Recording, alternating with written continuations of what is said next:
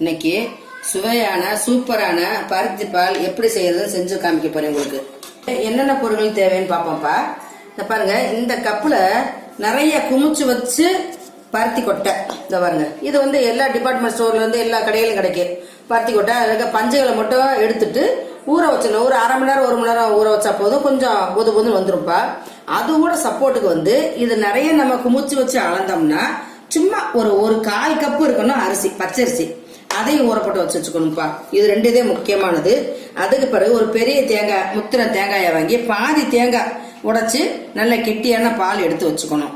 அதுக்கு இனிப்புக்கு தேவையான இந்த வெள்ளத்தை பொடி பண்ணி வச்சிருக்கோம், அது கூட சேர்க்கறதுக்கு இந்த ஏலக்காய் தூள், கொஞ்சம் சுக்கு கொஞ்சம் தட்டி போட்டு இதை ஆட்டும் போது நம்ம ஆட்டிடணும். சுக்கு எல்லாம் போட்டு ஆட்டுறோம்னா ரொம்ப வாசமாகவும் இருக்கும், டேஸ்டாகவும் இருக்கும். இது வந்து எந்த காலத்துக்கும் நம்ம செஞ்சு சாப்பிடலாம். அது அவ்வளவு ஒரு சத்தான இந்த பால் வந்து எப்படி தயாருன்னு தயாரிச்சு பார்ப்போம். கொஞ்சமா தண்ணி ஊற்றி அரைப்போம்ப்பா. பாருங்கப்பா, கொஞ்சம் நல்லாவே அரைபங்க நல்லா அரைப்பட்டுருச்சு. கொஞ்சமா தண்ணி ஊற்றி அரைச்சிருக்கோம். இது கிட்டத்தட்ட 1 மணி நேரம் ஊற வச்சிருக்கோம். திருப்பி இது கூட நம்ம தண்ணி சேர்த்து நல்லா அரைச்சிருவோம். அரைச்சு வடிகட்டணும். இப்போ நல்லா அரைச்சாச்சுப்பா. இது கூட கொஞ்சம் தண்ணி சேர்த்து நல்லா ஃபில்டர் பண்ணிக்குவோம்.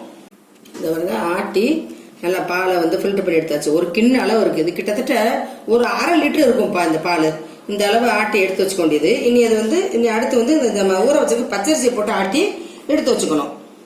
ஒரு ஊறினதான்ப்பா, ஊற வச்சுதான் ஆட்டணும். அப்போதான் நல்லா பச்சரிசி பால் மாதிரி கிடைக்கும்.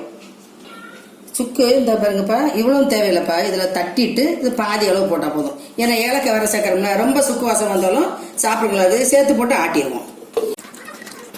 இப்ப பாருங்கப்பா, அந்த பச்சரிசியும் போட்டு ஆட்டி அந்த குருணை இல்லாம அந்த பாலை மட்டும் எடுத்து வச்சிருக்கோம். இப்ப நம்ம அடுப்புல சட்டி வச்சு முதல்ல என்ன செய்யணும்ப்பா, அந்த பருத்தி பாலை ஊத்தி கிண்டணும். சட்டி வந்து நல்ல அகலமான வாய் உள்ள சட்டியை தான் வைக்கணும். சின்ன சட்டி வச்சீங்கன்னா இந்த பருத்தி பாலை ஊத்தி கிண்டலும் போது பொங்கி மேல ஒடியாரும். அதனாலதான் கொஞ்சம் அகலமான சட்டி வச்சுக்கணும். இப்ப சட்டி அடுப்புல வச்சாச்சுப்பா. இப்ப இந்த பருத்தி பாலை 1 தடவைக்கு 2 தடவை நல்லா ஃபில்டர் பண்ணி இதுல ஊத்திருங்க.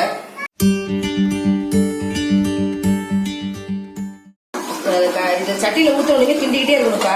கிட்டத்தட்ட இது பாருங்க, அந்த கலர் பாருங்களேன், கரும்புச்சாறு மாதிரியே இருக்கும்.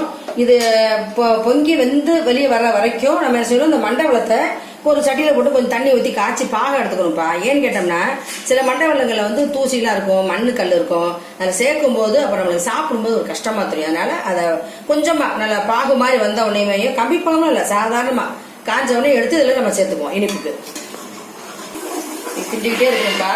கிண்டும் போது இந்த பருத்தி பால் வந்து கெட்டியா வர ஆரம்பிக்கும்.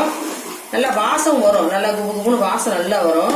இப்போ பொங்கி மேலே வரும்போது என்ன செய்யணும், இந்த பச்சரிசி ஆட்டி வச்சுக்கு பார்த்தீங்களா, அதை நம்ம கலந்துக்குவோம். இது செத்த நேரம் வேகட்டும், ஒரு 2 நிமிஷம் தான். நல்லா கொதிச்சு வந்துருச்சு, வாசம் வரும், நல்லா எந்த வாசம் வரும். அப்ப நம்ம இந்த அரைச்சி வச்சிருக்க பச்சரிசி பாலையும் இதுல சேர்த்துடணும். சேர்த்துட்டு இது கூட ஏலக்காயும் சேர்த்துடணும்.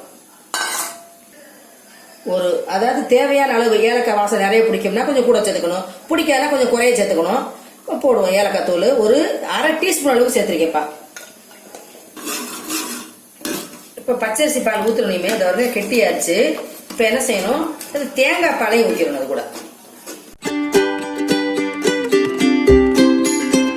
நல்லா கிண்டிக்கிட்டே இருக்கணும்ப்பா. விட்டாம கை விடாம கிண்டிக்கிட்டே இருக்கணும். பத்தி அடி பிடிக்காம கட்டி தட்டாம வரும்.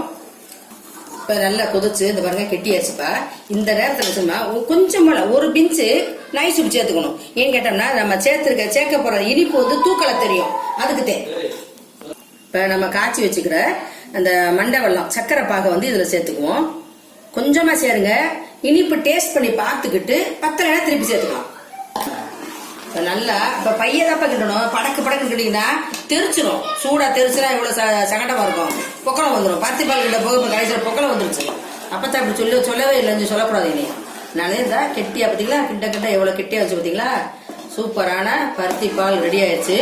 இறக்க போற சமயத்துல என்ன செய்யணும், இந்த பாருங்க திரி வச்சு பார்த்தீங்களா, தேங்காய் பூவை சேர்த்துணும். சூப்பரா இருக்குப்பா. போட்டோம்னா நம்ம பருத்தி பால் சாப்பிடும் போது அது நம்ம குடிச்சிட்டு இருக்கும் போது இடையில இந்த தேங்காய் பூ கடி விடும் பார்த்தீங்களா, அப்ப செம்ம டேஸ்டா இருக்கும்ப்பா. இன்னும் வசதி தக்கன நல்லா முந்திரி பருப்பு போட்டு வறுத்து போட்டுக்கலாம், நெய்யில வறுத்து போட்டுக்கலாம், இன்னும் நல்லா இருக்கும். ஆனா இதுதான் செய்யற பக்குவம். உங்களுக்கு பிடிச்சுன்னா அந்த மாதிரி சேர்த்துக்கலாம் நீங்க.